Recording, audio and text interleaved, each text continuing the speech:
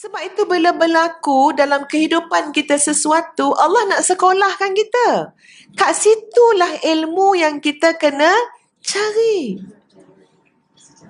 Kamu ada masalah dengan anak kamu kan? Cari ilmu parenting, keibubapaan. Orang yang, katalah tuan-puan, berlaku ujian pada anak-anak. Ini cerita yang saya sebut ni cerita yang selalu berlaku.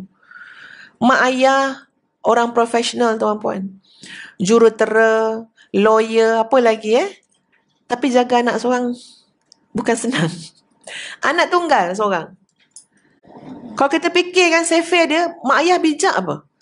Ayah lawyer, mak doktor pakar, anak seorang takkanlah tak terjaga. Duit banyak kan? Pergi hantar sekolah-sekolah yang utama, yang ternama. Tapi tak semudah itu tuan-puan.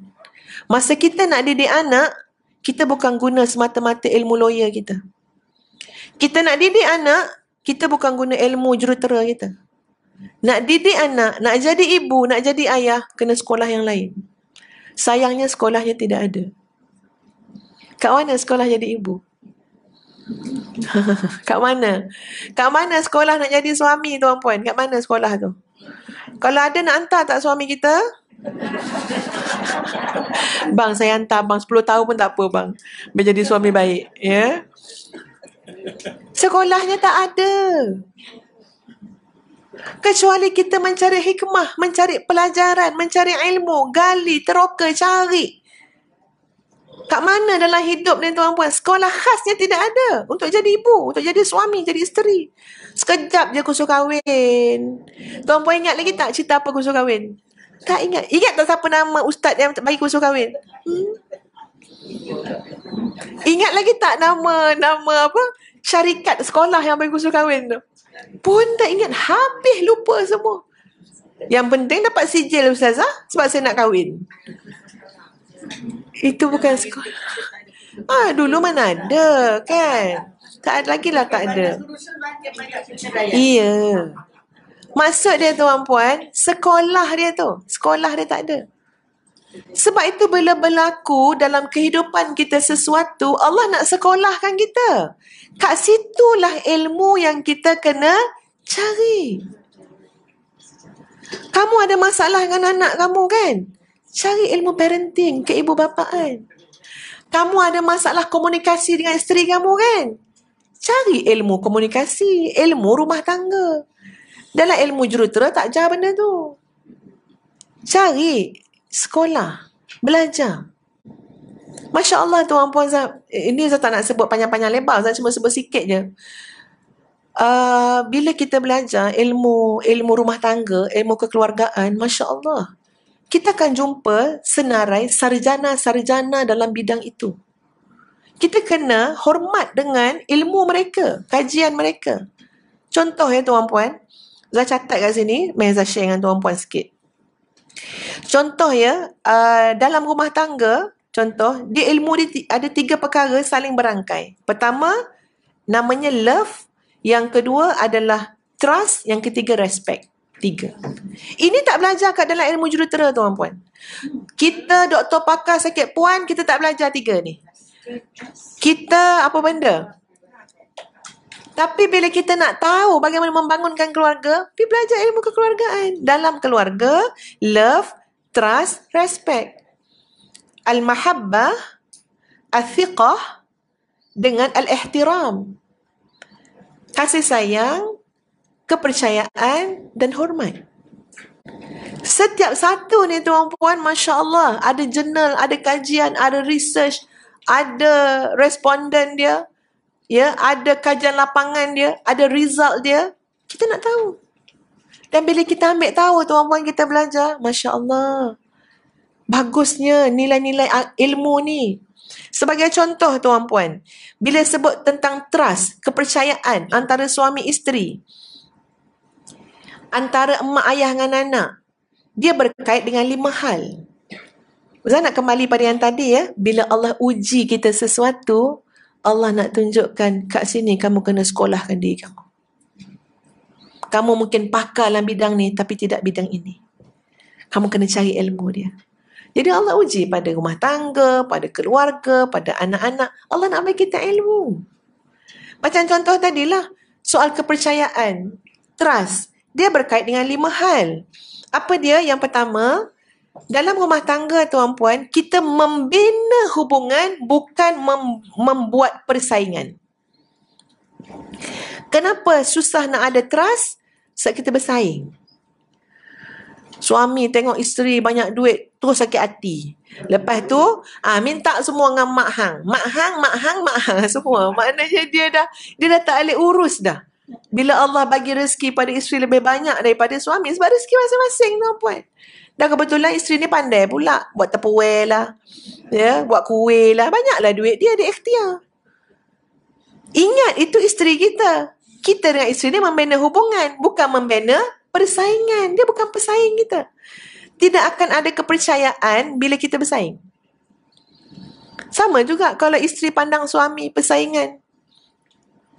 Siapa yang lebih berjaya, siapa yang lebih tak. Tuan-puan, dalam rumah tangga, bahkan dalam rumah tangga, sebenarnya tak elok tuan-puan, tak harmoni kalau kita hanya belajar mencari siapa yang benar dan siapa yang salah. Rumah tangga bukan mahkamah. Tapi banyak dah mahkamah kat rumah tangga ni. Ya. Mujur tak ada lawyer yang datang kat rumah-rumah tu. Semua pakai di peguam. Ya. Tak. Kita membina bersama. Bila membina bersama, nilai betul dan salah tu boleh jadi pada sesiapa sahaja. Jangan blame orang yang salah. Kita disuruh memperbaiki yang salah sebab kita membina hubungan, bukan persaingan. Yang kedua, ni sebagai contoh lah nak bagi tahu bila berlaku sesuatu, hikmah dia Allah suruh kita belajar. Yang kedua apa dia? Apa makna kepercayaan dalam rumah tangga? Kita boleh jadi satu tim. Kadang-kadang yang berlaku apa dia? Yang ni tim mak, yang ni tim bapak. Anak 5 bagi 2.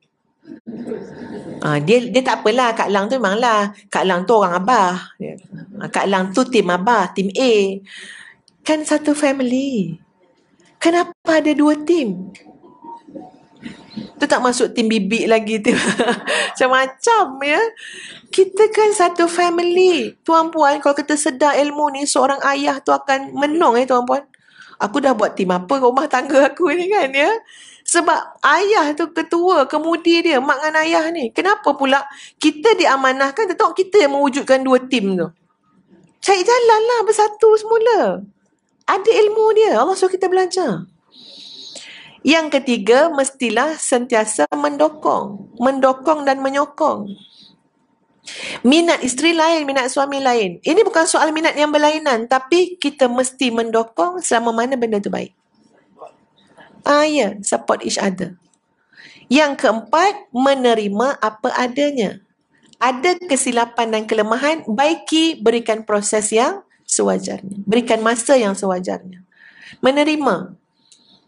Menerima apa adanya, itu mewujudkan kepercayaan. Ya? Jangan blame banyak sangat. Jangan bandingkan tanpa mengambil nilai tanggungjawab. Ini ilmu. Kadang-kadang kita suka bandingkan anak-anak kita dengan anak orang lain. Bandingkan isteri kita dengan isteri orang lain. Bandingkan suami kita dengan suami orang lain. Boleh tak boleh? Boleh. Tapi jangan lupa berserta dengan tanggungjawab. Kenapa? Lazimnya membandingkan ini akan menjatuhkan nilai diri seseorang. Tanggungjawabnya apa? Bangunkan nilai itu. Jangan hanya banding tapi tak bangunkan. Kadang-kadang memang kena bandingkan juga sikit sebanyak. Saya tengok tu, anak Mak Lang tu, ya, letak kat mana jadi orang. Kita jangan tak tahu ya, maksud kita tu diambil oleh anak kita sebaliknya. Sebaliknya apa dia? Maknanya, kalau macam tu, saya ni bukan orang lah dalam hati dia ya. So, kita bertanggungjawab dengan setiap ayat perbandingan. Contoh kita kata, tengok anak Mak Lang tu, tak mana jadi orang. Ya, tengok dia dah lah hafaz Quran, akhlak baik, macam ni. Anak kita jatuh habis dah tu tuan-puan. Tanggungjawab kita apa? Bangunkan. Bangunkan tu macam mana? Tapi mak tahu. Mesti ada kelemahan dia juga. Mak bukan nak nafi kebaikan anak mak. Anak mak ni kalau dekat rumah tengok dapur tu berkilat-kilat tu. So makna tanggungjawab kita dah cari dah. Mana kelebihan anak kita? Cuma kita kena imbang-imbang. Tapi selalu kita bandingkan tanpa ilmu. Kita dah jatuhkan dia, terpulanglah anak tu nak bangun macam mana. Kalau dia bangun lah tuan-puan. Kalau dia tak bangun, habis. Makin teruk lah anak kita jadi. Sama hubungan suami isteri.